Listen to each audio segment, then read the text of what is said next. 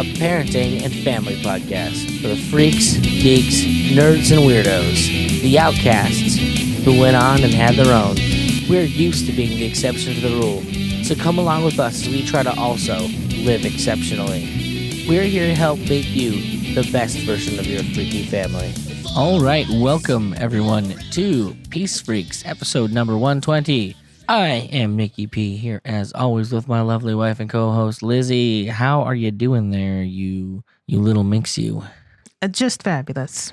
It's always good to get to hang out with you this way. It is. Apologies for not releasing only the one episode last week, folks. Or did we release an episode at all last week? I don't recall. I feel like we've been fairly light on episodes. I mean, I put bonus content in the feed and stuff, so there's always something coming out. But we've been dealing with a lot of things going on up at the house. You know, it's getting to be that time of year. Just adjustments. The only reason I think we're doing this today is because Liz is off this week, and we managed to squeeze it in. I am off this week. Oh, thank God. I honestly was preparing for a gig. It was a lot of my time spent on that took place at 8:30, 9 o'clock this morning. Outside in the cold. Had I known that it was going to be at 9 o'clock in the morning when I agreed to it, I never would have. But I did not, and I'm not someone to welch on what they say is going to happen. Yeah. It's been an interesting couple weeks. I would have at least tried to pump you more full of caffeine before setting out. I mean, I wish I had some way of being in bed before 5:30 in the morning myself, but that's definitely when I go to bed. Yeah, sometimes it's just not in the cards. Yes, usually it's not in the cards. So, other happenings this past week, we released the episode, not us, of Unhallowed that I was on. Yeah, I really enjoyed listening to that, and it reminded me, one, how much you love that author, and I do love Clive Barker. How just wonderful it is to hear people talk about books in a way that they're so passionate about it, and two, that is definitely not a book I should even attempt to read. Most Clive Barker you probably shouldn't attempt to read, honey. It's all sex and violence, and usually combined. All right, so here's what's gonna happen. I also managed to go on Punk Rock Libertarians last week. That was fun. Very cool. Very cool. And then while we were doing the after hours, I was talking cartoons, which is something I like to do, and made mention of something reminded me of the old classic cartoon All-Stars to the Rescue.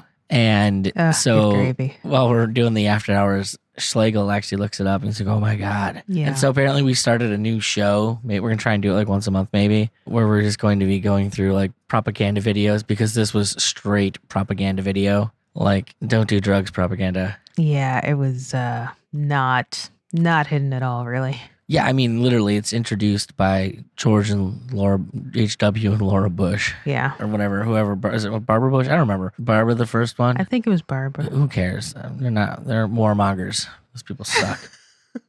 Okay. But yeah, so we did that. I think to watch that, you have to be a member of their Punk Rock Libertarians Patreon. Oh, yeah. It's $1, which I'm sure you can afford $1.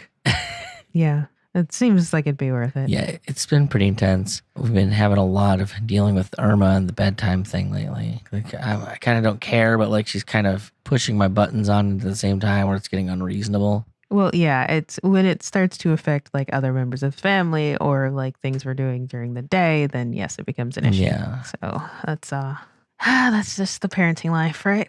Yes. Let's start it off like we always started off, Liz. Why don't you tell us what you've been reading lately? Okay. Well, I reread the first Lord Peter Wimsey mystery, or re-listened to really, by Dorothy Sayers, and really, really enjoyed it the second time because I was able to kind of catch all of the little jokes and references that she puts in the dialogue that you don't really... All the 1920s British jokes and references, to be clear, folks.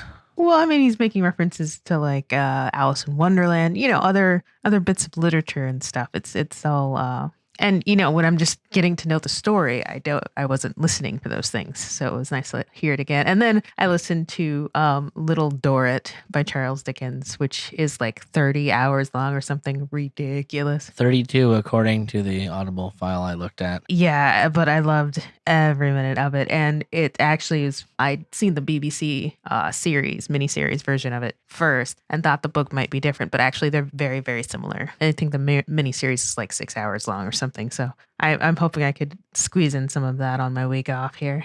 You and your Little Dorrit. It's such a good story. It's Charles Dickens.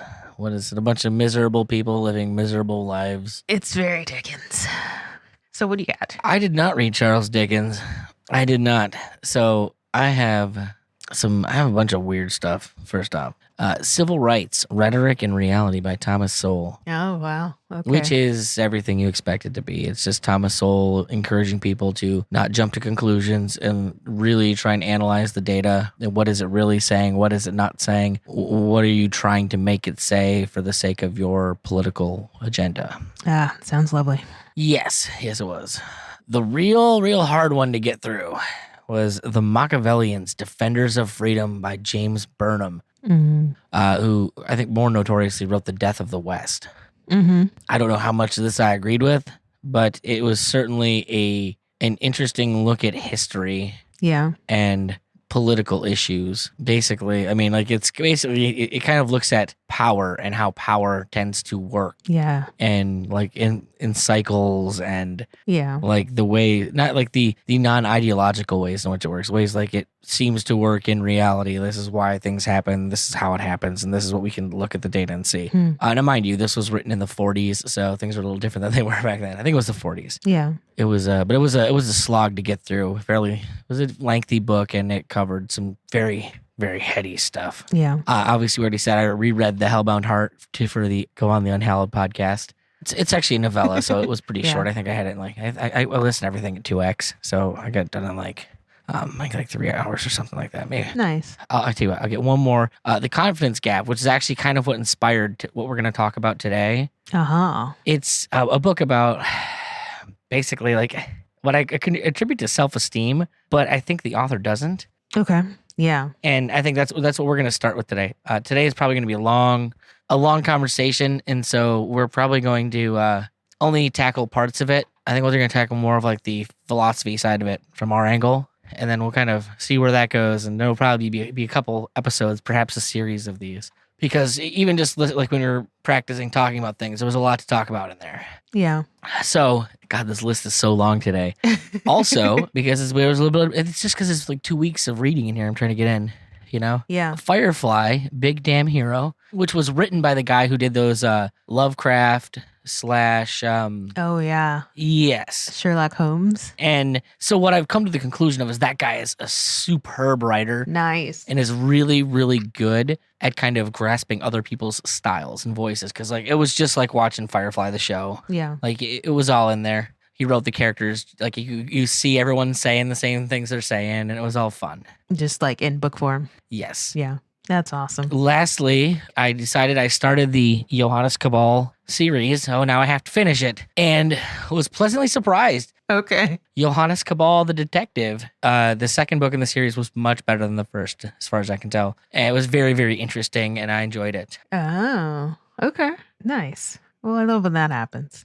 So it was a long bunch of reading.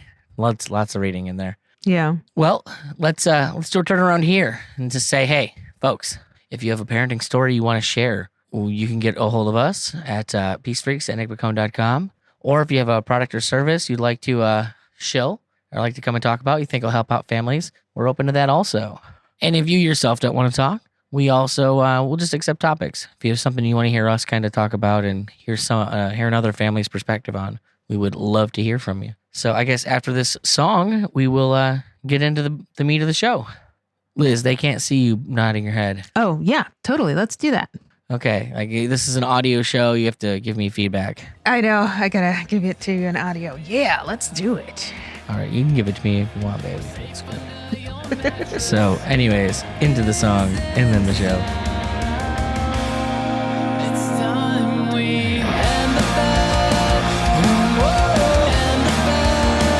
We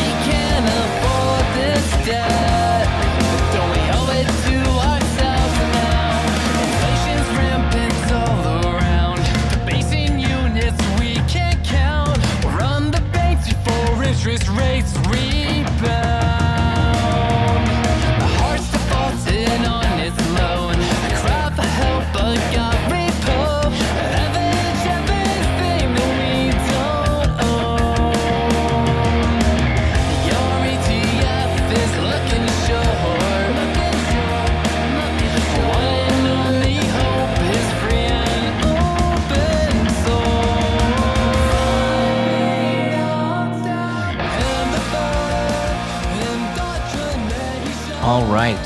So as we mentioned in the beginning, I was reading this book, The Confidence Gap. And much like the one of the other books I mentioned, I think Machiavellians, Yeah. I didn't inherently agree with most of what the guy said. Okay. There was a lot of like, I don't know, man. Like, really? That's what you're saying? But one of the things that I recall him kind of bringing up was this idea of self-esteem. Mm-hmm. And I'd already had it like written down at some point to talk about self-esteem because, most of last year I spent trying to start a business teaching musicians how to deal with self-esteem and how to go out and be more profitable by getting that monkey off your back, or at least kind of dealing with it. Yeah. Now, nothing really panned out there. That's kind of how it works sometimes. You don't always hit you with what you're doing. Yeah. But I'm not one to kind of stop either. But essentially, the thing that he said is he asks a very basic question that I think, from my perspective, we take for granted. You have a very different position on this. I do, actually. Very different experience. At least I think you have a very different position on the perception. Yeah. I think we kind of agree on how we feel about it. But self-esteem is an important thing coming up when you have kids because, yeah, let's just say our culture puts a lot of emphasis on raising kids to have all the self-esteem. Yeah. Just all of it. Well, they have very specific ideas about how you support a kid's self-esteem. And see, that's where this gets into. The author of the book, he what is it? He says Russ Harris in The Confidence Gap. I mean, he asks, is self-esteem actually a good thing? Mm-hmm. And when he asks the question, it brings me back to when I was looking into a lot of what's that behavioral therapy? I'm interested. Oh, cognitive behavioral therapy. Yeah, cognitive behavioral therapy. Yeah. And when you start reading cognitive behavioral therapy, and I know people that have had a lot of good things to say about it. One of the things you soon, at least to me, you pick up on is that literally everything that you pick up in cognitive behavioral therapy is the exact opposite of how we raise children now. Like all the coping mechanisms and way that we teach people to deal with whatever the manifestations of their issues are. Yeah. We literally tell everyone, we try and make it so the world acquiesces to those issues and do the opposite of what would actually help you in your day-to-day life move past those issues. And so it really called out to me this idea that, is self-esteem the most important thing? To me, like resourcefulness and self-awareness are the more important things. Like, I know what I'm good at. I know what I'm not good at. And me believing I'm good in a bunch of shit I'm not good at. I mean, was that what self-esteem is? Just thinking I can do anything? Because that's frankly dumb as hell. Well, yeah. I mean, you don't have infinite energy or time or resources. So try to do everything is probably a bad idea, just practically speaking. So we have a kid. Yeah. And now we have to ask these questions. What is more valuable to us? That my child unwaveringly believes in themselves? Right. Which... okay, I'm sure there are some positives to that. Yeah. But there's also the fact that what if she really sucks at something and wastes half of her life trying to do something that she's never going to be good at? Right. And bangs her head against the wall doing something that she's just not capable of doing. Because you're supposed to believe in yourself, and she believes and doesn't want to hear from anybody else. What if she ends up being a stupid bitch that fucking refuses to listen to people when they say, hey, you're really hurting yourself, you're hurting those around you, why don't you find another avenue of your life, something to do with this, and you're not taking constructive criticism, so you're never going to be good at this. You already think you know everything because your self-esteem is good and you think that you know everything. Yeah. So it makes me think, man, I've got to go back and listen to Brett Veinott's old episodes that I've never listened to. Okay. Because he gets, it's all about self-knowledge. Yeah. Is what he gets into, which I think is part of like the Nathan Brandon 6 Pillars of Self-Esteem thing. That makes sense. Honestly, I'll probably have to have Brett on to talk about self-esteem at some point because he's done a lot of time with that. And I'm kind of curious where he comes down on it. Yeah.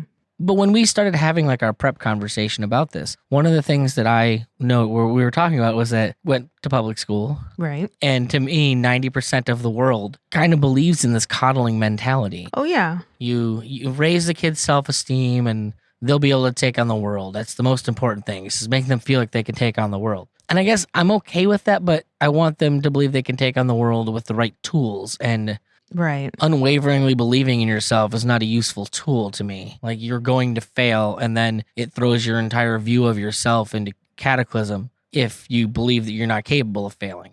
Right. No, I the more you were talking about, that it's so prevalent in the world, because, okay, my background was not that, but when I thought about like kids' TV shows, a lot of the media out there that we grew up with, our kids are growing up with, there is sort of that idea of like, no, I can do anything. And I'm just going to like jump into this pile of monsters and be able to beat them because I believe in myself, Well, I mean, let's not even talk about the whole Mary Sue mentality. Right. Like, we have people out there that are legitimate. Like we even our superheroes anymore. We make flawless superheroes, which are boring as fuck. That's why no one goes to the fucking movies. But it's unnatural. Like, that's not a good thing, and it doesn't help anyone in the real world. Yeah. Even you look back at like the old school heroes, they aren't half the time. Some aren't even good people.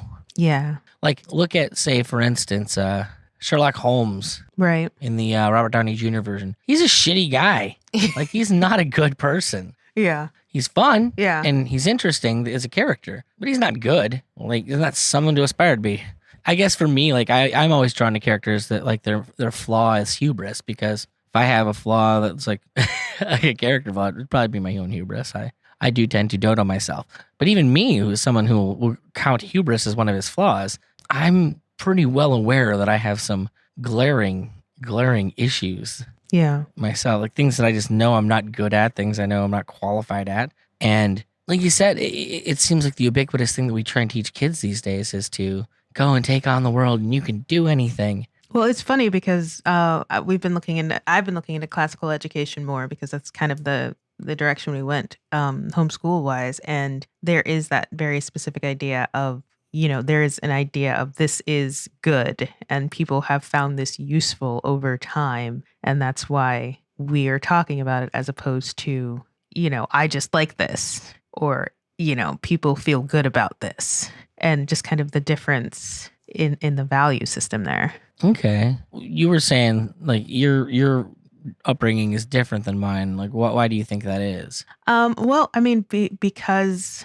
honestly, for my family, they were really conservative and very focused on the Christian, idea of things, like Protestant Christian. And I think part of that is sort of believing that everything that's coming out of your head is possibly not going to be wise, and looking for, other sources of wisdom outside of yourself. And so, being so focused on what you feel you can do, or what you feel is the best, wasn't something that was presented to me as a good thing. Not that you shouldn't ever consider your own feelings. And honestly, I wasn't really great at that as a kid, because I think that wasn't focused on maybe enough in my upbringing, but also not going too far in the other direction and only focusing on your own feelings and your own thoughts and your own ideas, because that kind of can lead you in a bad direction too. Well, I guess to me, I think I've just come around to the idea that self-esteem is not a good word. Yeah. I don't think it accurately depicts what you want. It's not a good descriptor, yeah. Yeah, I think you want self-awareness. Yeah. Like, you want to understand what you're capable of and understand what you're not capable of. And that can change. I guess realizing that can change, right, and that you can do things to manipulate that, but that there are limits to anything that human beings do.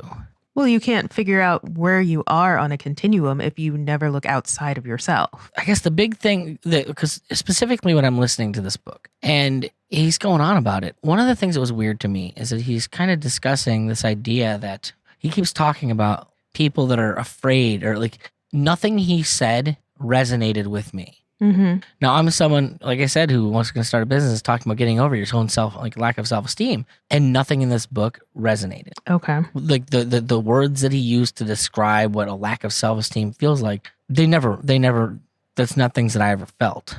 Okay. Okay. Well, that's interesting. Yeah. So what I was coming to is that, so I've never ever, I guess I would be a classic case of too much self-esteem, honestly. Yeah. Because I've never ever questioned myself, or I guess I would say I've never questioned myself. I have a lot of self-awareness, I believe. Right. But I also, it's never bothered me.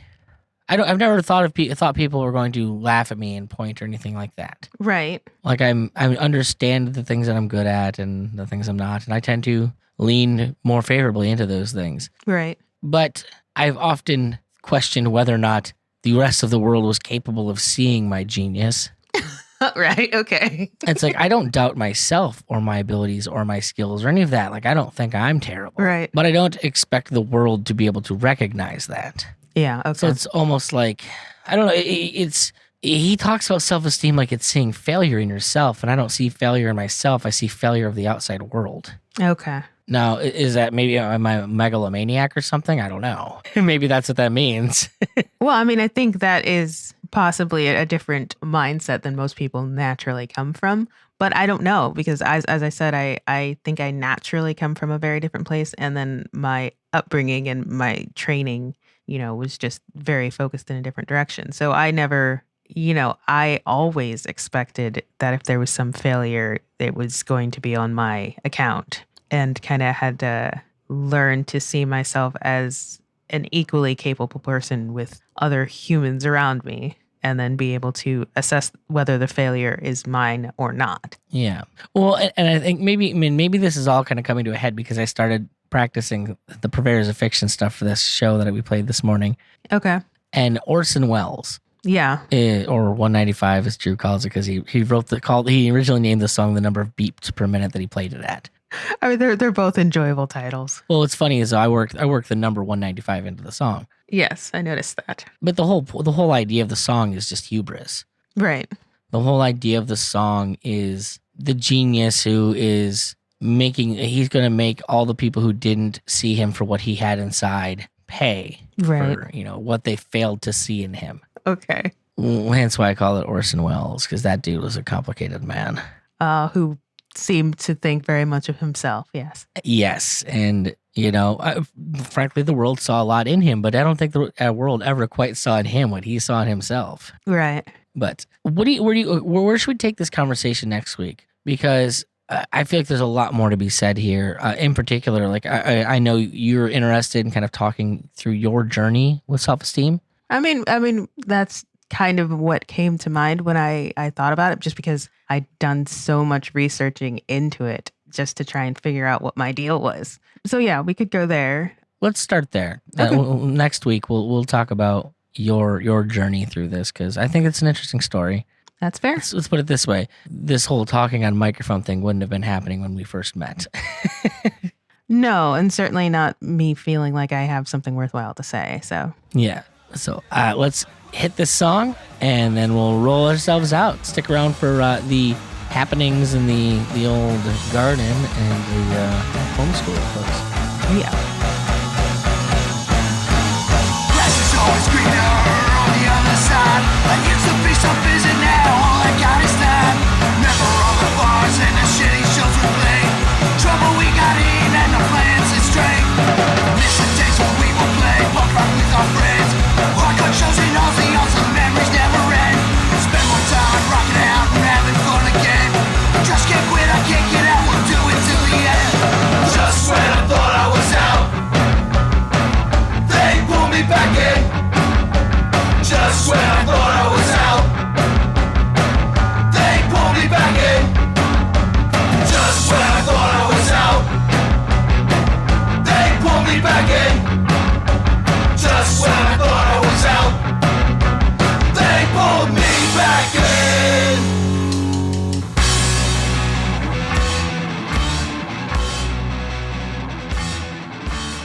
All right. So, Liz, why don't you talk us a little bit about what's going on with the garden this week? Wink, wink. All right. Well, we've got turnips coming up. We still have like this one watermelon that's like it actually started being a watermelon, but I'm pretty sure there's nothing going to happen with it because it's way too cold. And we still have some green tomatoes that I'm pulling them in to try and get them to ripen. And yeah, just need to do a big cleanup of the garden and the yard and everything at some point this week, probably. And you're really, really avoiding doing it. Well, yeah, because it's cold, and I don't like the cold because I didn't realize, but I don't like the cold. So here we are. Yeah, I don't know why she didn't realize this, folks, because I've known she's wearing 50. She'll be It's like, it's so warm here in the summer. I just forget.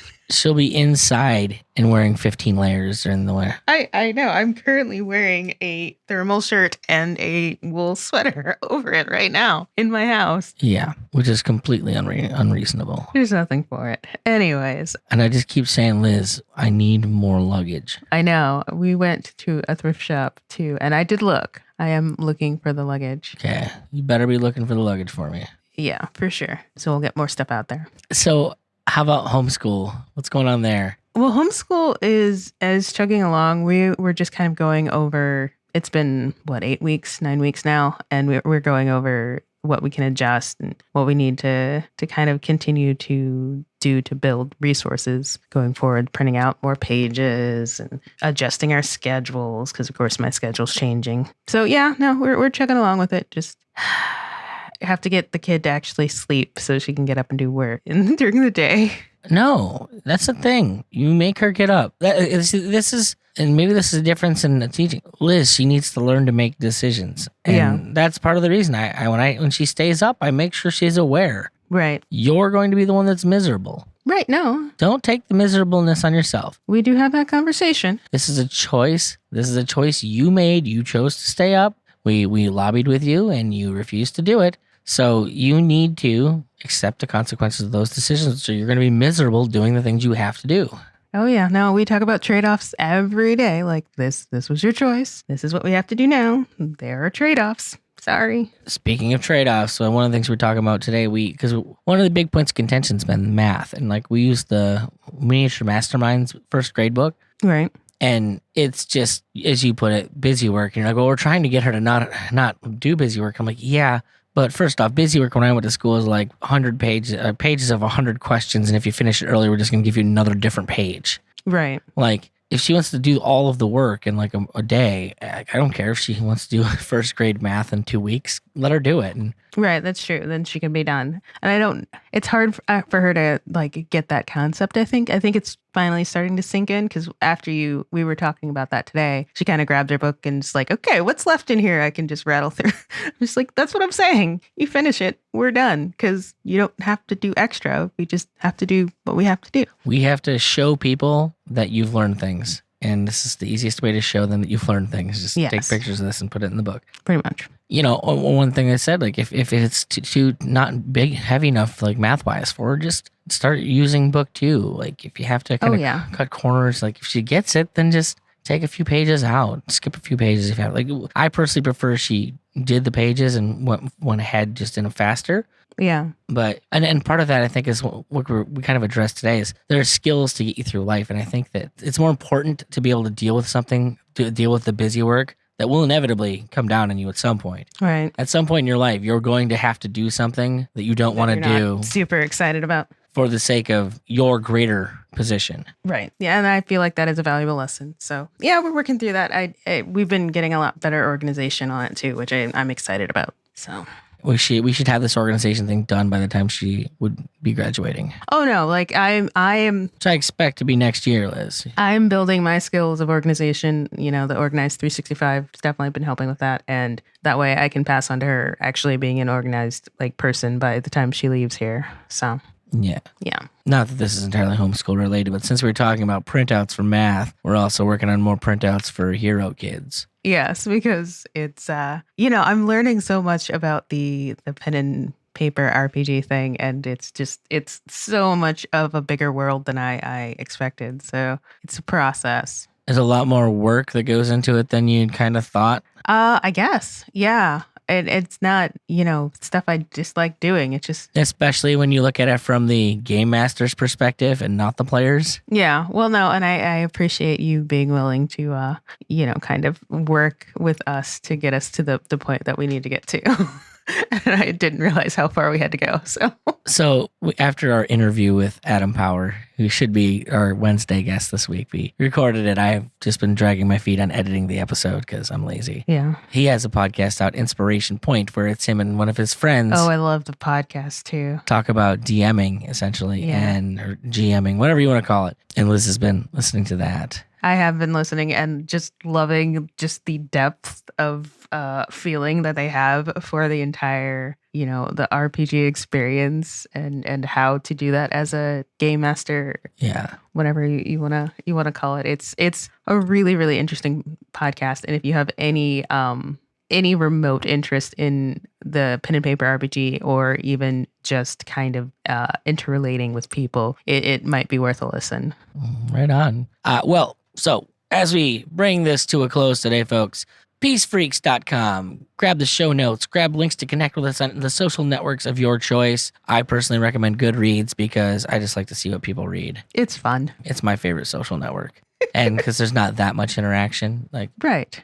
If not, you can always hang out with me in the Keybase group over at Liberty Hippie Network, Ben the Liberty Hippie, over at Homesteads and Homeschools. He has a good Keybase group where we talk gardening, talk about homeschooling and stuff like that a lot. If you like the show, go ahead and hit subscribe wherever you are. If you're YouTube, slam that button or whatever it is, the subscribe button. If you're listening to your podcatcher, just give it the little love tap, slide or whatever it is that you do.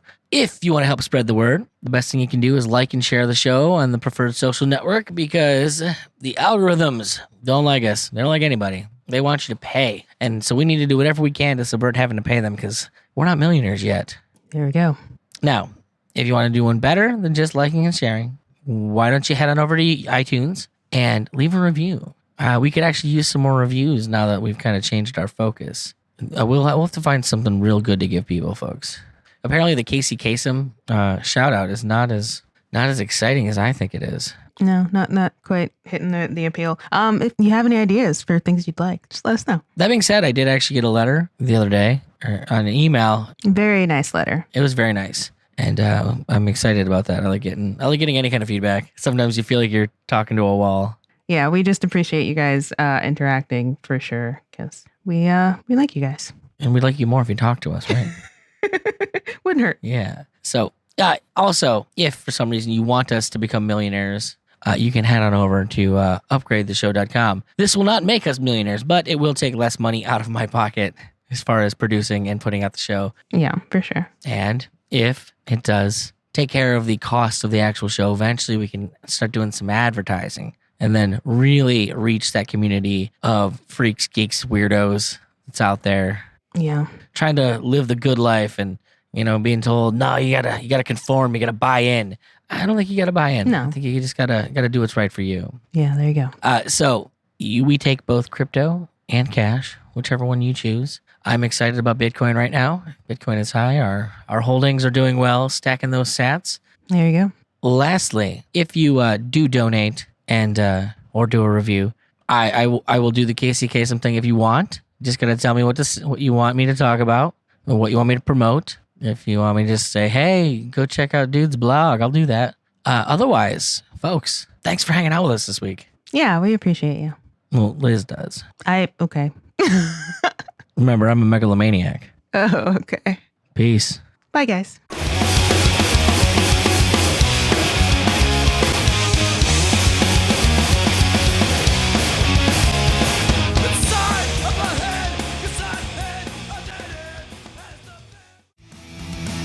This podcast is a proud creation of the Mad Audio Lab. For more information, check out madaudiolab.com.